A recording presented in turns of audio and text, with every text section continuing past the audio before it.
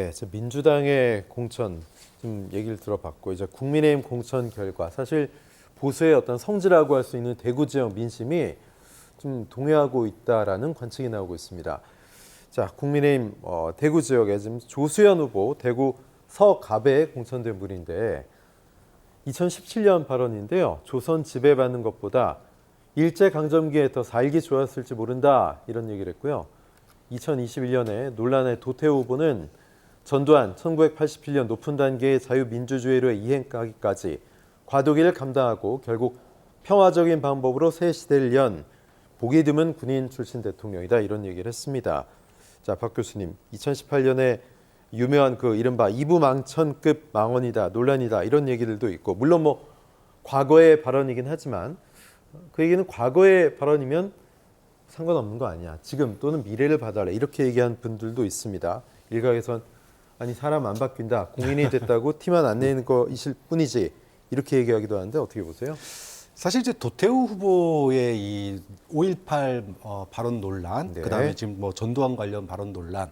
근데 이것만이면은 뭐 사과했다고 해도 넘어갈 수도 있는데 네. 사실은 이것뿐이 아니에요. 다른 발언들도 굉장히 많습니다. 뭐 탄핵을 부정하는 듯한 발언도 했고 그리고 군부 독재라고 하는 표현도 써서는 안 된다라고 하는 그런 발언까지 했거든요. 그러니까 도저히 사실은 뭐 보수 같은 보수, 합리적 보수의 시각으로 보더라도 도저히 이해할 수 없는 듯한 발언에 어록을 많이 남기신 분입니다.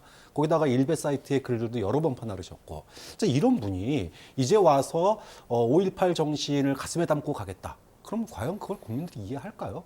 그런 점에서 물론 뭐 국민의힘 내부에서 대구 TK 민심이 강하게 반대해서 못했다 이렇게 얘기를 하지만 사실 알고 보면 그게 TK 민심인가도 의문이 들어요. 일각에서는 극우 유튜버들의 눈치를 본 거 아니냐 뭐 이런 얘기도 나오고 있는데 국민의힘이 그 최근 총선에서 2번 졌을 때 이 배경을 보면 5.18 망언, 그 다음에 역사인식 논란, 친일 논란 발언들 이런 것들이 소위 말해서 중도층의 어떤 입안에 영향을 미친 부분이 굉장히 큽니다. 저는 국민의힘 지도부가 지금이라도 이런 논란에 대해서 선을 긋는 그런 행동들을 국민들에게 보여줘야 된다고 봅니다. 네. 자, 논란 끝에 일단 도태우 후보에 대해서는 공천을 유지하기로 했는데 자, 당적을 국민의힘으로 옮긴 이상민 의원은 도태우, 조수현 두 분 모두 공천 취소해야 된다 이렇게 목소리를 높이고 있습니다. 분명히 이것을 야당이 정략적으로 이용할 게 뻔하지 않느냐 이런 얘기를 하고 있는데 한번 공천을 다시 유지한다라고 했는데 다시 뒤집고 취소할 가능성도 있을까요? 어떻게 보십니까? 우선은 이상민 이분은 왜 여기 가서 이러고 있습니까? 민주당에서 계속 5선까지 하시다가 뭐 얼마나 더 정치를 하시려고 당을 옮겼는데 그 당에 갔더니 5.18 막말 폄훼 논란을 일으키는 자들을 그런 사람들을 공천을 하고 있다. 그럼 본인이 여기서 다시 나와야죠. 탈당을 해야죠. 네. 이게 이재명 사당화를 비판하면서 탈당을 했던 분이 5.18이라고 하는 역사적인 정신을 훼손하는 사람을 공천하는 정당에 들어가서 정치를 하겠다? 그게 말이 됩니까? 저는 그래서 이분이 이런 비판을 하는 자체가 정말 우스꽝스러운 코미디라고 생각을 합니다. 자, 이 막말이라는 부분에 대해서 물론 이제 국민의힘이 판단을 더 하겠죠. 저는 더 한다라고 보고 그리고 궁극적으로는 도태우에 대한 공천을 취소할 가능성이 전 열려 있다라고 봅니다.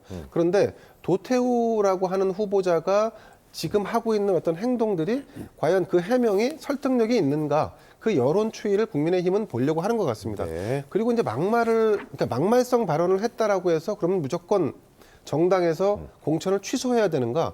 그러면 정봉주 지금 민주당 강북 을인가요?